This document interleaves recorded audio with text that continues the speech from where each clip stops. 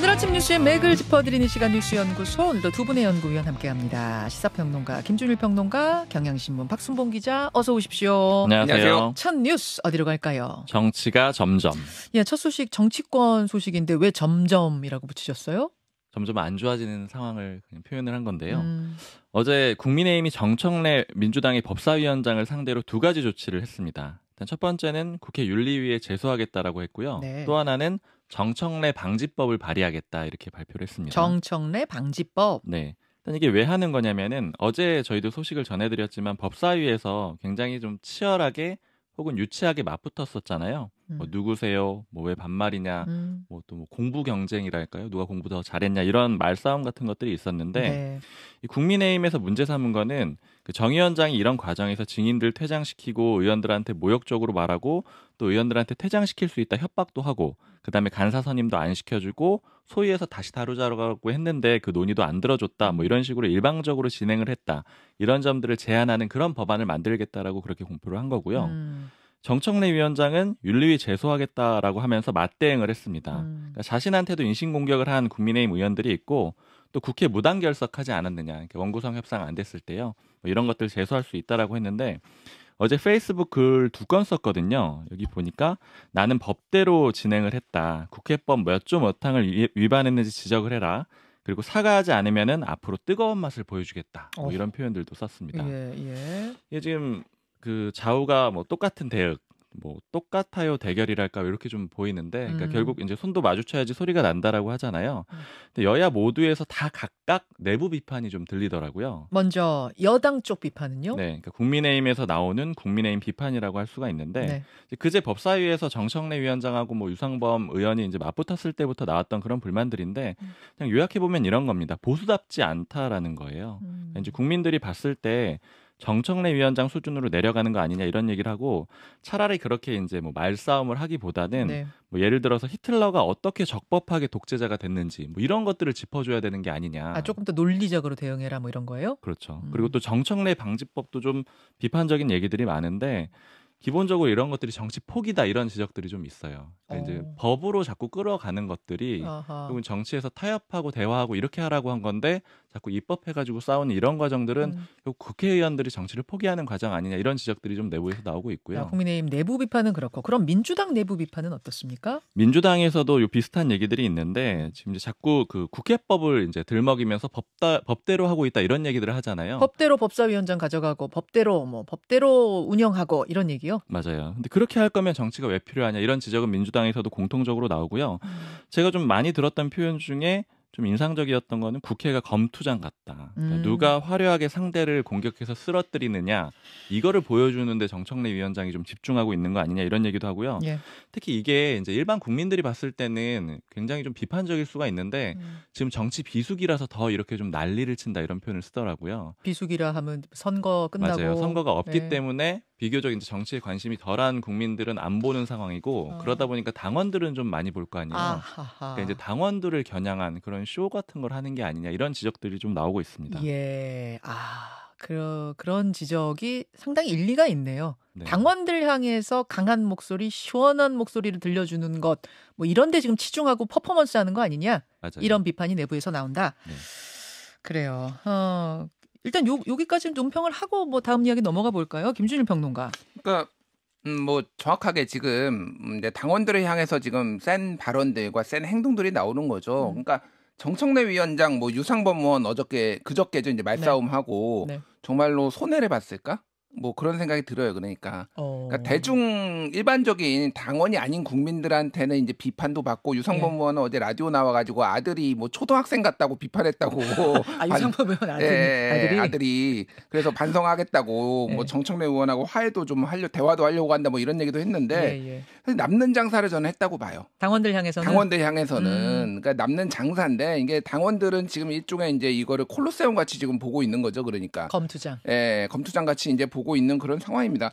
그러니까 저는 이 정청래 방지법 뭐 발의한다 이게 지금 그러니까 국회가 어디로 가고 있는지 좀 걱정되는 부분이에요. 그러니까 모든 거 그러니까 뭐 원래 법을 만들고 입법을 하는 곳이긴 맞는데 법은 그러니까 이 뭔가 시스템이 제대로 작동하지 않거나 큰 문제가 생겼을 때 만드는 거고 관례로 해소할 수 있으면은 그거를 법으로 다 만드는 거는 굉장히 과잉이고 이게 이제 여러 가지 부작용을 낳거든요. 이걸 그러면 뭐 증인을 퇴장시키는 거를 방지하는 정청래 방지법이 어떤 의미가 있을 것이며 이게 나중에 그럼 청문회 할 때 문제가 발생할 수도 있거든요. 그러니까 이런 식으로 조금 입법을 뭐 발의를 하는 거를 남용하지 않는 게 좀 좋을 것 같습니다.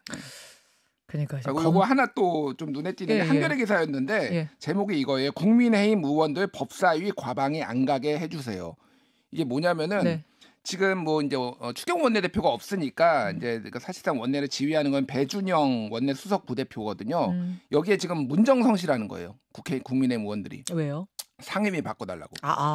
근데 왜 법사위하고 과방위는 가기 싫어해요? 특히 이제 거기에 갔는데 너무 정신적 스트레스와 피로도가 너무 높다. 너무 검투장이니까. 거기는 특히 이제 민주당에서도 다 전투형 이제 뭐 이런 분들 다 배치를 했거든요. 그렇죠. 그러니까 이게 너 좀 스트레스라서 바꿔달라고 하니까 뭐 중진부터 초선까지 지금 뭐 줄을 섰다. 뭐 이런 기사가 나왔어요.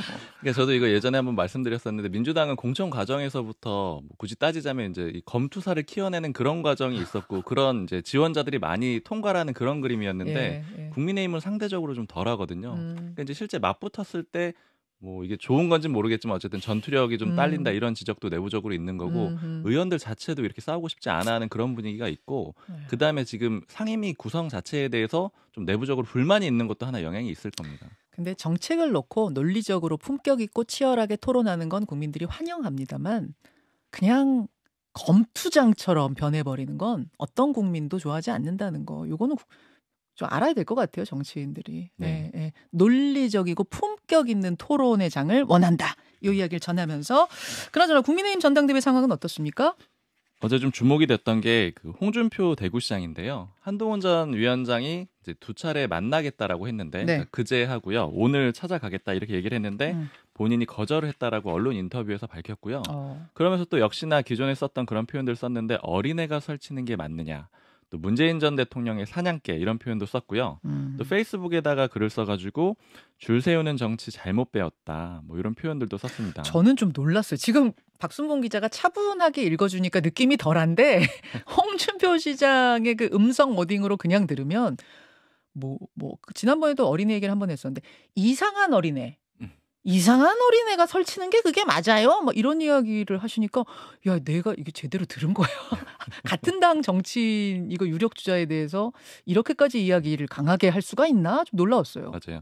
저도 어제 페이스북 글 그 문구 중에 좀 인상적이었던 게 오세훈 시장 같은 미남이 셀카 찍으면 이해가 가지만 이제 한동훈 전 위원장은 아니다 뭐 이런 취지로 적었는데 그러니까 이게 결국 전반적으로 보면은 한동훈은 안 돼. 이 메시지를 계속 내고 있는 거거든요. 그러니까 오세훈 셀카 되지만 한동훈 안 돼. 이 얘기고 그다음에 한동훈 전 위원장 안 만나준 것도 좀 대비가 되는 거는 나경원 의원은 지난 21일에 만났고 또 원희룡 전 장관도 어제 만났거든요. 그러니까 이제 다른 사람들은 안 만나고 이 사람들만 그러니까 다른 사람들은 만나고 한동훈 전 위원장만 안 만나준다. 일종의 고립 전략을 펼치고 있다. 이런 점이 좀 주목이 되는 거고요. 그렇죠. 여기서 좀 연결해가지고 하나 더 주목이 됐던 게 그 이철우 경북지사를 한동훈 전 위원장이 또 만나려고 했었거든요. 그러니까 어제 점심쯤에 그 한동훈 전 위원장 쪽 의원하고 얘기를 해보니까 조율이 잘 됐다라고 하더라고요. 근데 오후에 보도를 보니까 이제 깨졌다 뭐 이런 보도가 나왔고 이철우 지사도 안 만나준다. 그런데 후보는? 다만 이제 다시 한동훈 캠프에서 공지를 한 거는 일정 조율 중이다 이런 공지가 나왔는데 저도 궁금해가지고 이철우 지사 쪽에 물어보니까 뭐 일정 때문이 맞고 완전히 깨진 건 아니라고 하는데 그래서 또 확실히 만나는 거냐라고 하니까 뭐 조율하고 있다라고 해서 안 만나는 건 아닌데 막 그렇게 또 적극적인 그런 분위기는 또 아닌 걸로 느껴지는 거예요. 안 만나는 건 아닌데 만나는 것도 아닌 것 같고 좀 애매한 거예요. 맞아요. 그래서 이게 왜 그러냐 이게 보면 이제 대구하고 경북의 비통과 즉 TK의 비통과 이런 것들이 좀 궁금했는데 일단은 당에 이제 사람들한테 물어봤을 때 해석은 그 일단 홍준표 시장이야 뭐 굉장히 명확한 거고요. 그러니까 본인의 비호가 굉장히 강한 거고 이철우 지사 같은 경우에는 이제 도지사이기 때문에 그 정부하고 엮여 있는 그런 여러 가지 일들이 있다라는 거예요. 그래서 아무래도 좀 눈치 보는 게 아니겠느냐 이런 해석들이 있고. 속마음은 이철우 지사도 한동훈 후보 별로 만나고 싶어하지 않는다? 그렇다라기보다는 도지사의 입장에서 봤을 때는 그게 이제 대통령실에서 썩 좋아하지 않을 거라고 지금 전반적으로 판단을 하고 있는 거잖아요. 근데 도에서는 여러 가지 일들을 그 정부하고 해야 되는데 그런 부담이 반영이 된 게 아니냐 이런 해석들이 좀 있고요. 예. 실제 당원들은 어쩌냐 이런 것들은 좀 얘기를 들어보니까 이건 이제 물론 관계자 몇 명의 전원으로 파악할 수는 없는 거지만 전반적으로는 역시 TK 민심도 한동훈 전 위원장이 우세한 것 같다 이런 얘기들이 좀 많이 들리고 있습니다. 자, 홍준표, 김준일 평론가, 홍준표 평론가가 아니고 죄송한데 그놈의 어린 놈 얘기는 좀 안 하시면 안 될까 그런 생각이 들어요. 제가 굉장히 여러 번 비판을 세게 했는데, 그러니까 이게 좀 아닌 것 같아요. 저는 진짜. 우리 김준일 평론가도 한동훈 위원장 동갑 아닌가? 아니 73년생이죠. 제가 뭐 비슷합니다. 한 살 어린데, 한 살 어리세요. 예, 비슷한데 좀 그만하셨으면 좋겠다. 더 이상 어리지 않다. 예. 50대가 어리면 도대체 몇 살이? 그러니까 뭐 만 45세 청년 가산 좀 주고 뭐 이게 정치권이 제정신입니까? 이게 좀 많이 좀 바꾸면 좋겠다 이 생각은 들고요. 그러니까 지금 TK 쪽 얘기를 들어보면 한동훈 위원장의 어떤 지지가 적지는 않은데 관망세가 많아요. 전체적으로 좀 지켜봐야 되겠다는 관망세가 많고, 제가 어대안에 대해서 굉장히 조금 아직 좀 뭐라고, 그러니까 단정적으로 얘기하기 어렵다라는 얘기를 이제 여러 차례 한 게 뭐냐면은 당원의 40%인 TK, PK 영남 지역의 민심이 아직은 좀 부유하고 있다.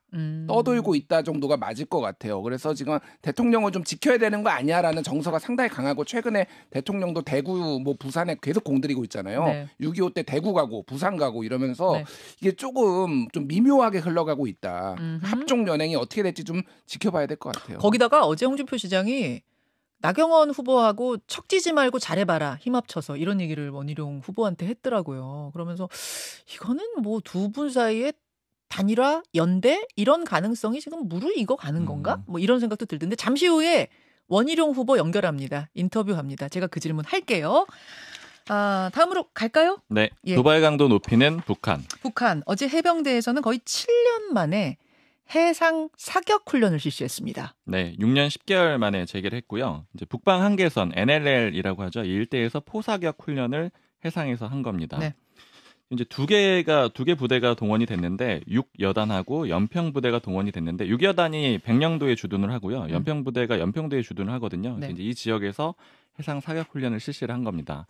K9 자주포 포함해가지고 한 290여 발을 남서쪽 바다를 향해서 발사를 했고요. 네. 앞으로 육군도 할 거고 해군도 할 겁니다. 그러니까 어. 전반적으로 다 훈련을 재개하는 그런 그림이라고 보시면 되고요. 오물풍선 때문이에요? 그렇죠. 오물풍선도 있고요. 사실 이제 오물풍선으로 인해서 9.19 그 남북 군사합의 전체 효력을 정부가 정지를 시켰잖아요. 네. 그때 이제 요거는 접경 지역에서 군사훈련 못하게 하는 그런 내용들이 담겨 있는 건데 이걸 해제를 시켜버렸으니까 그 다음에 이제 실제적인 조치에 들어가기 시작을 했다 이렇게 볼 수가 있고요. 네. 물론 또 배경 중에 하나는 북한도 계속 도발 강도를 높이고 있거든요.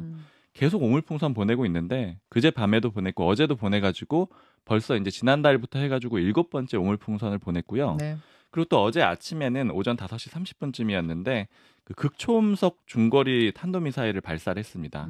동해로 한 발 발사를 했는데 이제 우리 군에서는 실패했다, 공중에서 폭발했다 이렇게 분석을 했거든요. 예. 뭐 실패 원인은 고체 연료가 제대로 연소가 안 됐을 걸로 추정이 된다 이렇게 얘기를 했는데 이걸 또 오늘 아침에 보니까 북한이 바로 반박을 했더라고요.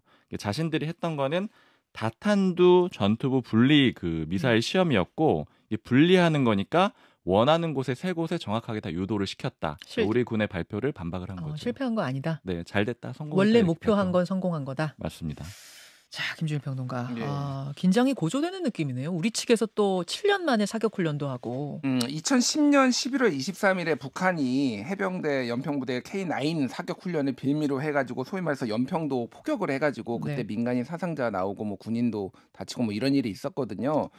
그러니까 여기를 이제 북한이 싫어하는 건 이런 게 한국군의 우리 군의 이제 포 훈련을 이제 싫어하는 거는 뭐 이미 익히 알려진 사실이고.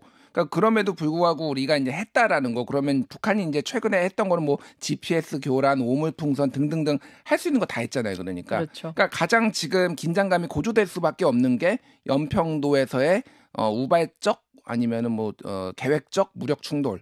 그게 이제 연평 해전, 예전에 이제 김대중 정부 때 연평 해전 방식으로 나타날 수도 있는 거고, 아니면 포격 방식으로 나타날 수 있는 거고. 제가 예전에 한번 말씀드렸는데 올해 초에 김정은 국무위원장이 무슨 얘기했냐면은 해상 국경선이라는 말을 처음으로 언급을 했어요. 해상 국경선. 예, 그러니까 쉽게 얘기를 하면은 남한에 그러니까 우리나라가 지금 설정하고 있는 NLL 북방 한계선 자체를 사실상의 국경선처럼 하고 있지만은 네. 이게 근거가 없다라고 주장을 하면서 네. 어디에 자기들이 선을 그을지는 모르겠으나 해상 국경선을 필요성을 얘기를 했거든요. 그게 여기가 될 가능성이 상당히 높아요. 그러니까 계속 안보 전문가들도 지금 여기가 그래서 NLL 가지고 다시 한번 붙을 가능성이 높다라고 했을 때 지금 어제 그래서 포사격하면서 민간인 대피 훈련도 했어요. 연평도. 그래서 연평도 언론사 몇 군데 가서 이제 르포도 했는데 네. 이제 주민들은 지금 불안해 죽겠다라는 거예요. 그러니까 방공은 대피하고 지금 막 이런 상황입니다. 그러니까 그래서 이거를 계속 얘기하지만은 뭐 필요하면 어쩔 수 없이 좀 긴장 고조될 수밖에 없는데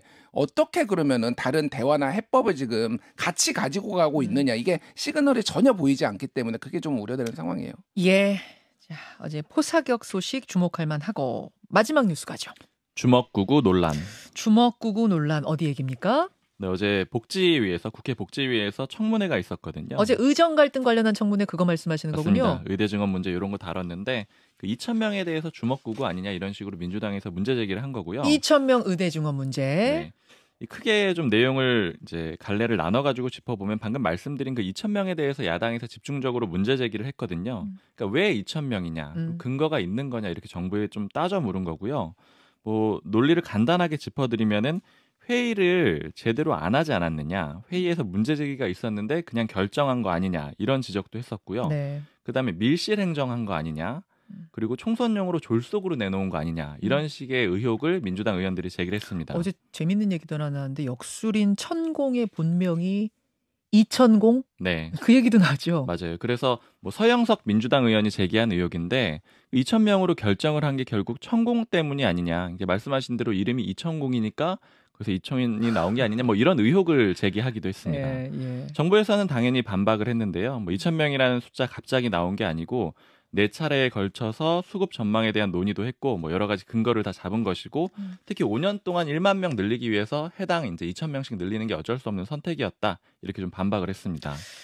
그래요. 짧게 논평 듣죠, 김준 예. 평론가. 그러니까 지금 2,000명은 증원 결정을 했는데 재정 추계를 안 했다라는 거. 이게 2,000명으로 증원을 하면은 도대체 돈이 얼마가 들어가느냐. 강선우 의원이 어제 질의를 했는데 강선우 의원이 자체 필요한 곳을 보면은 네. 5조 7,500억 원이 필요하다고 분석을 해서 정부에서는 5조요? 예, 5조 7천억 원이요. 강선우 의원실은 그렇게 분석을 했고 예, 정부에서는 아직 이건 사실이 아니다. 검토 중이다라고 얘기를 하는데 어쨌든 많은 돈이 들어가는 게 재정 추계도 안 해봤다라는 거에 좀 문제고 2,000명 같은 경우에는 어쨌든 1,500명으로 지금 줄어든 배경도 그러면 애초에 2,000명을 한 이유는 뭐냐. 뭐 이런 것도 지금 어제 뭐 박주민 의원이라든지 여러 명의 질의가 있었어요. 그래서 결과적으로는 주먹구구 아니냐. 뭐 이 얘기가 그렇죠. 나온. 그리고 오늘부터 이제 세브란스도 다시 휴진 이제 접지 않고 가고 지금 몇 군데 병원도 일부에서는 지금 휴진 간다. 뭐 이런 얘기가 계속 있습니다. 여기까지 보죠. 두 분 수고하셨습니다. 감사합니다. 김현정의 뉴스쇼는 시청자 여러분의 참여를 기다립니다. 구독과 좋아요, 댓글 잊지 않으셨죠? 알림 설정을 해두시면 평일 아침 7시 10분 실시간 라이브도 참여하실 수 있습니다.